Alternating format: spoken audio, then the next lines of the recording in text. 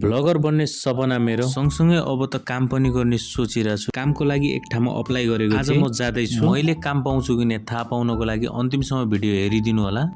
नमस्ते साथीहरु, मेरो बिहानीको सुरुवात जहिले पनि मम्मीले बनाएको चिया र रोटी खाएर हुन्छ। आज त बिहानै धनगढी जान लागेको अटो नपाएर त्यतिखेर एउटा भाइले मलाई अटो स्ट्यान्डसम्म लिफ्ट दिए। फाइनली अटो पनि पाए। अटो चढेको 15 मिनेटपछि नगरपालिका नि पुगे। नगरपालिका हुँदै हामी धनगढीतिर लाग्यो। फाइनली अटो चढेको 30 मिनेटपछि हामी तोता पुल पनि पुग्यौं। बहिनी पनि धनगढी जानी भनेको थियो। त्यसैले सुरुमा त बहिनीलाई लिन अमरबस्ती फुपूकोमा गए। अर्को अटो चढेर म र बहिनी लाग्यो धनगढीतिर। ढोके बजार पनि पुग्यौं। ढोके बजार हुँदै हामी लाग्यौं धनगढीतिर। हल्का बैंकमा जान पर्ने काम थियो। हामी पुगेका थियौं 9 बजे। बैंक खुल्ने रहेछ 10 बजे। 10 बजुन्जेलसम्म अरु काम गरौँ न त भनेर जबको लागि सीबी भर्न गए। सीबी बनाउने जेलसम्म बैंक पनि खुलिसकेको थियो। बैंकको काम भ्याएर सबै डकुमेन्टहरु रेडी पारेर अफिसमा गएर नि बुझाइयो। हामी दाजुबहिनी धनगढीमा रहेको भाटबटिनीमा एकछिन घुम्यौं। धनगढीको भाटबटिनीमा को जानु भएको छ कमेन्ट गर्नु होला। लिफ्टमा चढ्दा पनि मेरो बहिनी डराइराकी थिए। मैले जन जिस्काइरहेको छु बहिनीलाई, डर लागे बहिनी भनेर। लिफ्ट चढ्दा पनि कसलाई डर लाग्छ कमेन्ट गर्नु होला। बिहानदेखि यताउता घुम्दा घुम्दै हामी दाजुबहिनीलाई भोक लागिसकेको थियो। भाटबटिनीबाट चौराहा आएर दुई जनाले एक हाफ चौमिन खाएर पैसा दिएर हामी दाजुबहिनी निस्क्यौ घरतिर। कति जनालाई त भिडियो पनि सकिन लागिसक्यो। कतिखेर अहिले जब लाग्यो कि नै भन्ने सोचिरहनु भएको होला। अब चाहिँ म भन्छु है त, आज चाहिँ मैले सीबी भरेर दिएको छु। अलि दिनमा कल गर्छु भन्नु भएको छ। अनि कति जनाले सोचिरहनु भएको होला के जब हो, कहाँ हो, यो सबै थाहा पाउनको लागि मेरो च्यानलमा जोडिनु होला। अनि गाइज हामी दाजुबहिनी घर पनि पुगिसक्यौं। आजको लागि मिनी ब्लग यति नै गाइज। अब नेक्स्ट मिनी ब्लगमा भेटौँला। Bye by.